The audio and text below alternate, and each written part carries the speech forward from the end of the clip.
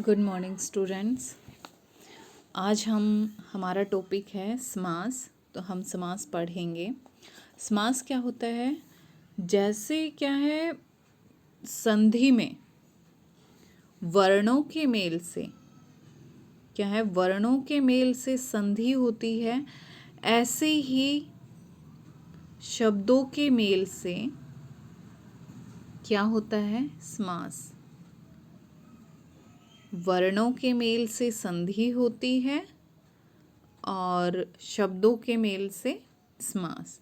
तो इसकी परिभाषा हम क्या देंगे कि दो या दो से अधिक शब्दों का मेलन समास कहलाता है, या दो या दो से अधिक शब्दों का मेल समास कहलाता है। जैसे राज महल, राजा का महल।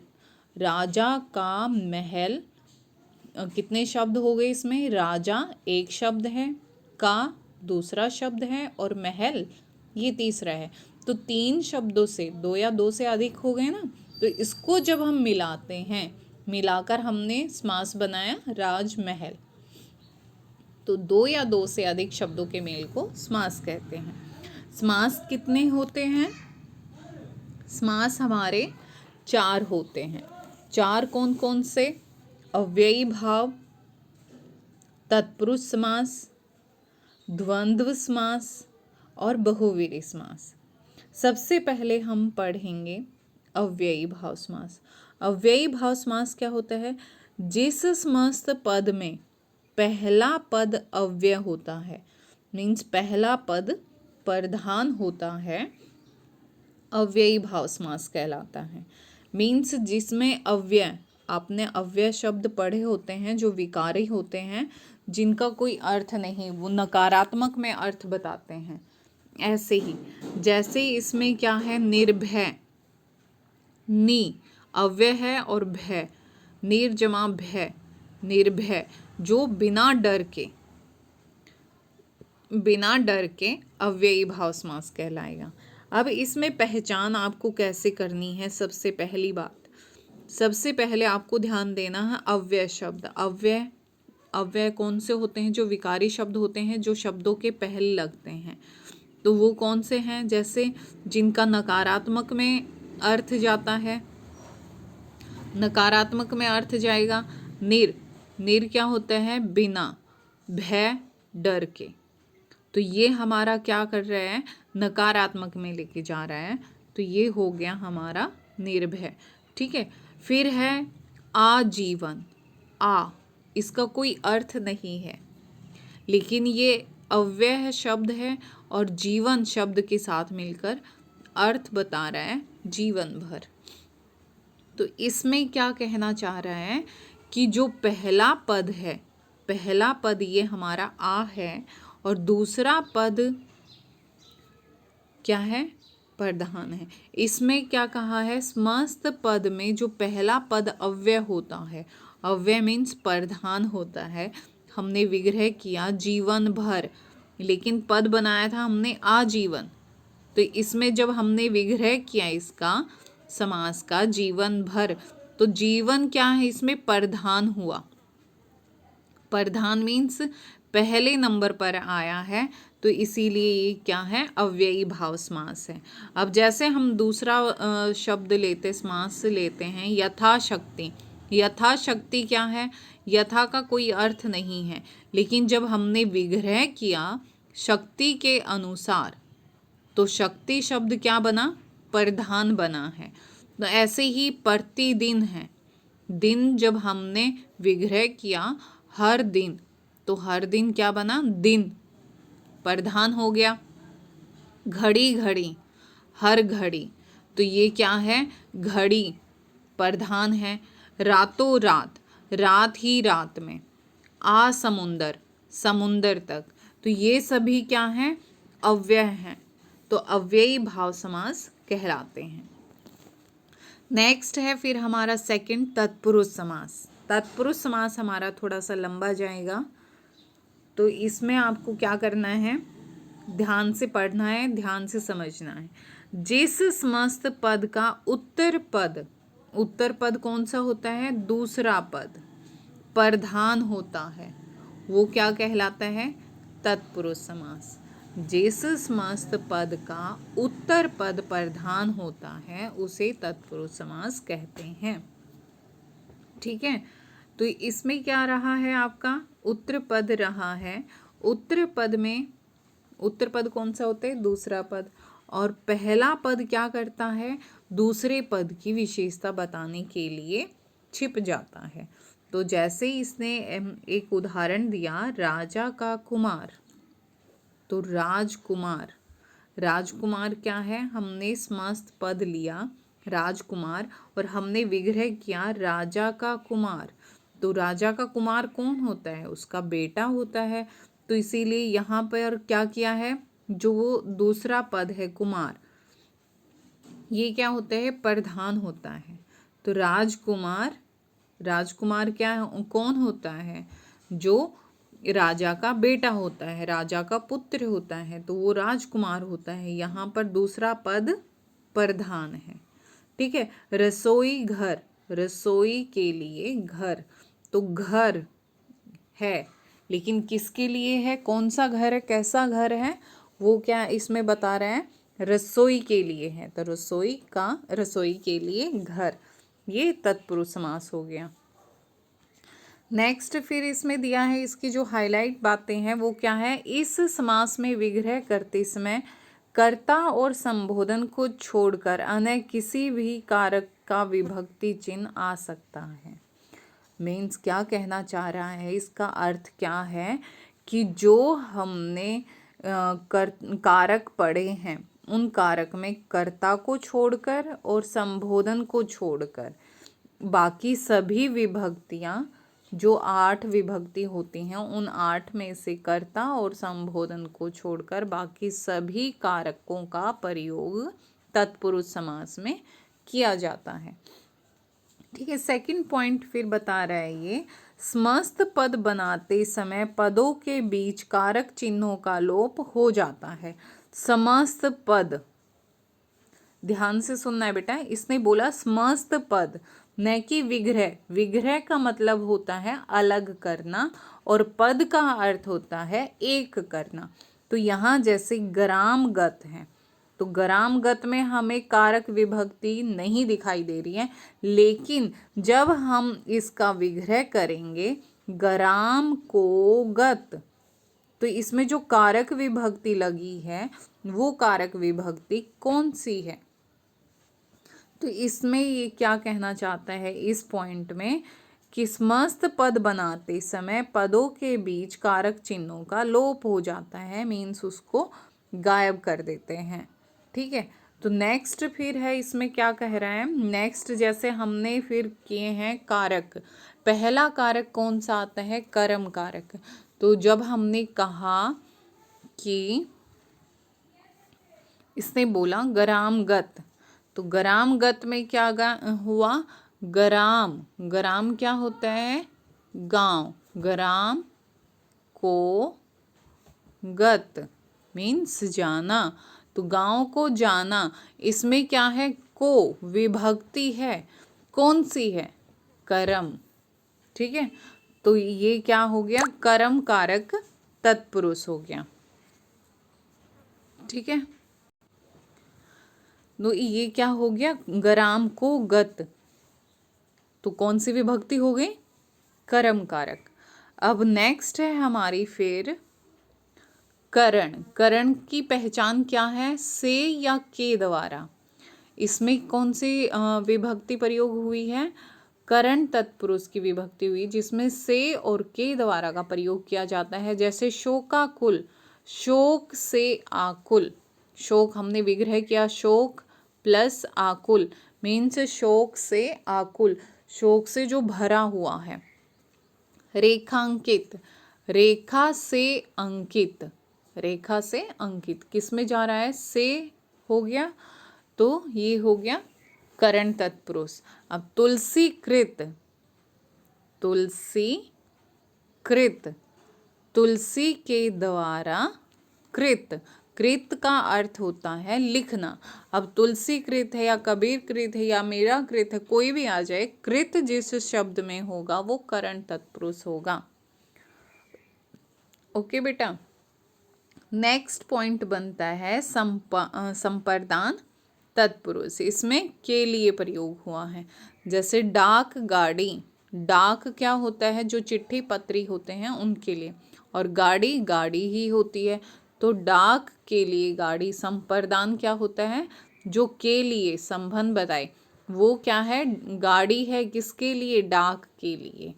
तो डाक गाड़ी हो गया। देवालय, देव के लिए आलय, देवालय। फोर्थ पॉइंट है अपादान। अपादान क्या होता है, जो अलग होने की प्रवृत्ति में आता है, जिससे हम अलग होते हैं, उसमें से का प्रयोग होता है। इसमें आपको ये ध्यान रखना है, जो करण तत्पुरुष होता है वो अलग होने की प्रवृत्ति में प्रयोग नहीं होता है, जबकि जो अपादान तत्पुरुष है उसमें जो से आता है वो से क्या करता है, अलग होने की प्रवृत्ति में आता है। तो जैसे हमने यहाँ पथ भ्रष्ट लिया, पथ से भ्रष्ट मीन्स अलग हो गया। रोग मुक्त, रोग से मुक्त क्या है, बीमारी से छुटकारा मिल गया, तो वो अलग होना ही क्या कहलाता है, अपादान तत्पुरुष कहलाता है। ठीक है। फिर आता है संबंध तत्पुरुष। संबंध तत्पुरुष जो संबंध बताए, एक दूसरे से संबंध बताए, तो उसमें कौन सी कारक विभक्ति लगेगी, का, के, की। जैसे राजकुमारी, राजा की कुमारी। अब जैसे हमने पढ़ा था राजकुमार, राजा का कुमार, तो ये किस में गया था, संबंध में। फिर है श्रद्धा कण। श्रद्धा कण क्या होगा, श्रद्धा के कण। ठीक है। लास्ट पॉइंट बनता है इसका फिर अधिकरण। अधिकरण क्या होता है, में या पर, जिसमें में आ जाए और पर आ जाए, वो कौन सा होगा, अधिकरण तत्पुरुष होगा। अधिकरण जैसे रणवीर, रण क्या होता है, युद्ध क्षेत्र होता है, और वीर सिपाही होते हैं, तो रण में वीर, रणवीर। ठीक है। गृह प्रवेश, गृह में प्रवेश, कि घर के लिए उसने प्रवेश किया है, तो गृह में प्रवेश। आपको ये नहीं लिखना है गृह के लिए प्रवेश, क्योंकि इसमें फिर पूरी ही सेंस इसकी चेंज हो जाएगी। जो ये अर्थ बताना चाह रहा है ये इसका पूरा ही अर्थ बदल जाएगा। तो इसीलिए आपको इसमें क्या करना है, जो गृह प्रवेश दिया है, गृह प्रवेश दिया है, ये रहा,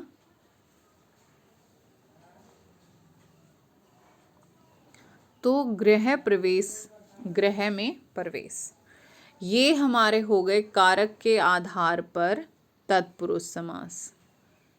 ठीक है। उसके बाद आता है तत्पुरुष के उपभेद। उपभेद कौन कौन से हैं, दो उपभेद हैं, एक नय और एक उभय। नय तत्पुरुष सबसे ज़्यादा पूछा जाता है, उभय में कोई भी नहीं पूछा जाता, इसीलिए नय को ध्यान से समझेंगे। अब नय तत्पुरुष जो होता है वो और अव्ययी भाव समास दोनों ही एक जैसे लगते हैं, क्योंकि नय में भी ए का प्रयोग होता है और अव्ययी भाव समास में भी ए और आ का प्रयोग होता है। लेकिन इसमें एक बात समझने की है, जो नय तत्पुरुष होगा उसमें सिर्फ ए का प्रयोग होगा, सिर्फ ए, ओनली ए का ही प्रयोग होगा। लेकिन जो हमारा अव्ययी भाव समास है उसमें क्या होता है, आ, यथा, निर, ये सब क्या हैं, ये अव्यय हैं जो उपसर्ग होते हैं। उपसर्ग हम क्या कहते हैं, शब्द के पहले लगाते हैं, तो ये हमारे अव्यय हैं जिनका प्रयोग किया जाता है। ठीक है। नय में सिर्फ ए लगता है और ए का अर्थ यहाँ नकारात्मक दृष्टि में जाएगा नहीं। जो असभ्य है वो नय सभ्य है, अजर नय जर, अनादि नय आदि, इनका अर्थ सिर्फ इतना ही निकलेगा। अब इसके बाद क्या है, कर्मधारय और द्विगु, ये भी किसके हिस्से में आते हैं, तत्पुरुष समास के हिस्से में आते हैं, क्योंकि इसी में ही क्या है, तत्पुरुष का भाग माना जाता है। सबसे पहले हम देखेंगे कर्मधारय, जहाँ पूर्व पद और उत्तर पद में विशेषण और विशेष्य का संबंध बताया जाता है। विशेषण का विशेष्य से और विशेष उपमेय का उपमान में संबंध बताया जाता है, कर्मधारय तत्पुरुष कहलाता है। पहला पद क्या होता है? विशेषण होता है, और दूसरा पद उपमेय विशेष्य होता है, उपमेय होता है। कैसे? जैसे इसने पहला एग्जाम्पल दिया, अंधकूप, अंधा विशेषण है ये, क्या? कूप, कुआं। जैसे इसने बोला है अंधकूप, अंधा है जो कूप, इसमें क्या है? कूप क्या होता है? कुआं। तो ये किस में जाएगा? कर्मधारय में। महादेव, महान है जो देव, तो दूसरा कौन है? देव है। देव की क्या बताई जा रही है? महानता। श्वेतांबर, श्वेत है जो अंबर, अंबर कपड़े, वस्त्र, ठीक है। सफेद कपड़े हैं जिसके, कौन है? श्वेतांबर। कौन है? ब्रह्मा है। लेकिन यहाँ आपको बहुव्रीहि समास नहीं बताना है, यहाँ सिर्फ आपका क्या जाएगा? कर्मधारय। श्वेत है जो अंबर, सफेद है जो कपड़ा, तो यहाँ सिर्फ कपड़े का बताया गया है, ठीक है। फिर कुबुद्धि, बुरी है जो बुद्धि। आपको एक बात और बता दूं, जो कर्मधारय तत्पुरुष समास होता है उसमें पहचान है कि दो पदों के बीच में है जो या फिर है जिसका, दो पदों के बीच में आ जाए। क्या है जो और है जिसका, ये दोनों दो पदों के बीच में आए तो वो क्या कहलाएगा? कर्मधारय तत्पुरुष समास होगा, ठीक है। फिर है द्विगु समास। द्विगु समास क्या होगा? जहां पर पहला पद संख्यावाची होता है। द्वि, ये देखो, द्वि मीन्स दो, जिसमें पहला पद ही संख्यावाची हो, और गुण, द्विगुण, द्विगु, गु का अर्थ होता है गुण, जिनमें दो गुण होते हैं। मीन्स दो गुण कौन से होते हैं? दो संख्याएं होती हैं, मीन्स जिसमें दोनों, दो, पहला पद संख्यावाची हो गया, तो क्या कहलाएगा? वो द्विगु समास कहलाएगा। तो ये संख्यावाची पद है, तो संख्यावाची पद होने की वजह से क्या कहलाएगा? ये द्विगु समास। जैसे तिरंगा, पहला ही पद ती है, तिरंगा 3 रंगों वाला। अठन्नी, 8 आनों का समूह, पहला पद संख्यावाची। पंचवटी, 5 वटों का समूह, तो ये सब क्या है? द्विगु समास है, ठीक है। फिर नेक्स्ट हमारा आता है द्वंद्व समास। अभी तक क्या है? हमने तत्पुरुष समास के ही भेद पढ़े थे, उपभेद पढ़े थे, उनके हिस्से पढ़े थे, भाग पढ़े थे।